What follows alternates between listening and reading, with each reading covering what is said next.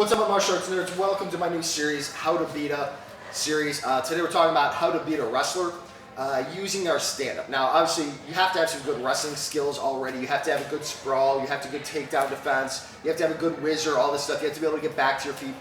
But these are some skills that will help you facilitate this stuff, make it easier to pull this stuff off in a fight against somebody you consider a better wrestler, and also make it more plausible for you to keep this standing if you need to. So let's talk about some of the things that I think are effective strategies for dealing with somebody who is a good wrestler. To begin with, my guard, I always want to play more of a Philly shell type of a guard rather than like a tight high guard or a long guard or something like that. The reason for that is I want to be able to pummel underhooks very easily. If you look at guys like Robert Whitaker, you'll notice that he fights this way. Israel Adesanya fights hands low a lot. The reason for that is I want to be able at any point to catch these quick underhooks.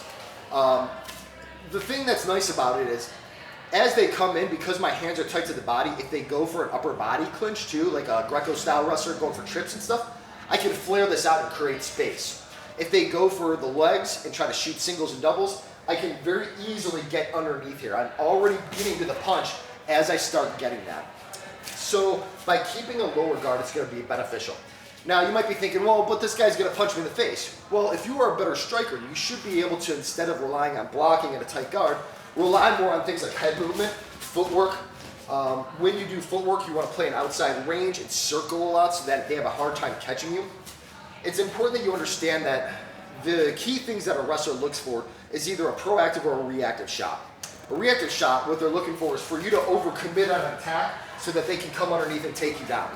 A proactive shot, what they're looking for is for you to never commit and for them to walk you backwards, put you on your heels with these big attacks, and then take you down.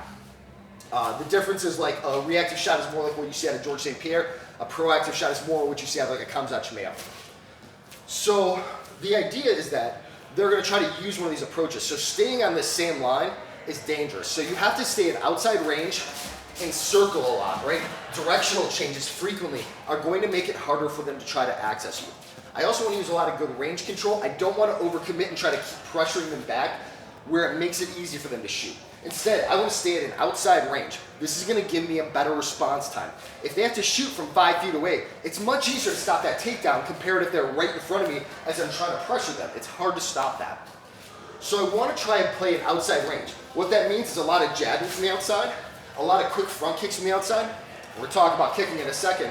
But I want to use a lot of lateral techniques. I don't want to use things like a roundhouse kick, which puts him inside on me. I want to use things like that front leg side kick, jab, stuff like that. Things that are going to make it hard and stop him as he tries to come in. Now, when we talk about kicking, a lot of people really discourage kicking against a wrestler. And I strongly disagree with this for a couple reasons. One of the things that is the most important tool when you talk about defeating a wrestler is making him afraid of your striking threat. If you're a guy who likes to tap guys and win on points, they're going to eventually take you down because they're not afraid of you. You have to make them afraid of your power and make them afraid when they come in, blasting them hard. Make them afraid to enter your space. If you think about taking down somebody like Francis Ngannou, for example, man, even the idea of shooting on that guy, there's so much risk of just eating a one-punch knockout. So you have to be a legitimate threat. You also have to be prepared with a good response in case he does try to shoot. Quick uppercuts are really nice for this because he can walk into your punch. Knees are really great for this. Make him afraid of eating a knee as he comes forward. Make him afraid that you're going to pummel, knee, and escape, right? Make him afraid of this threat. And just enter your range, eating a big shot, getting knocked out just on the approach. Now, the other thing that I want to mention is that, talk about kicking now. A lot of people say you should never kick against a wrestler. And they say the higher you kick, the more risk there is. And I actually strongly disagree with this.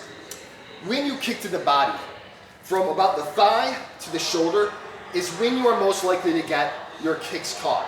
Whether I'm throwing front kick, side kick, doesn't matter. When I kick low or when I kick high, it is much harder to catch these. There are some guys who will try to reach down and catch this stuff, so you have to be careful when you time that stuff. And so my recommendation is if you're going to throw midsection or lower, you follow it up with a punch of some sort. This way, if I come in here, or even like an elbow or something like that, make him afraid of the idea so that if he tries to lean forward and catch this, you're already prepared to come up here and catch him with a powerful shot. So if he starts driving down to try to catch stuff, he pays the price by eating a big shot. It makes it very hard. And with a tight guard on top of that, if he does happen to try to take you down, you're already ready to pummel. But head kicks are amazing because they're very, very hard to catch a head kick. Very rarely do you actually see this happen.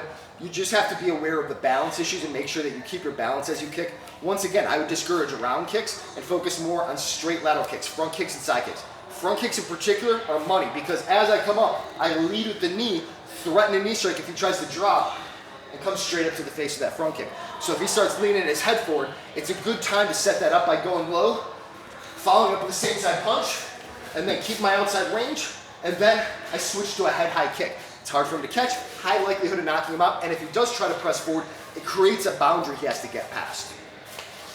So these are some of the things I found were very effective whenever I fight somebody who is a good wrestler. Now, like I said, you do have to have a good sprawl, you do have to have a good single leg defense, like a wizard or something like that. You do have to have a good ability to get back to your feet. All this stuff needs to be in place, but this will make it easier. If you can play an outside range using lateral techniques, pick them apart, be patient, it's gonna be a very tough thing for him to shoot and take you down successfully. Anyway, I hope you enjoyed this. Make sure to share with your friends.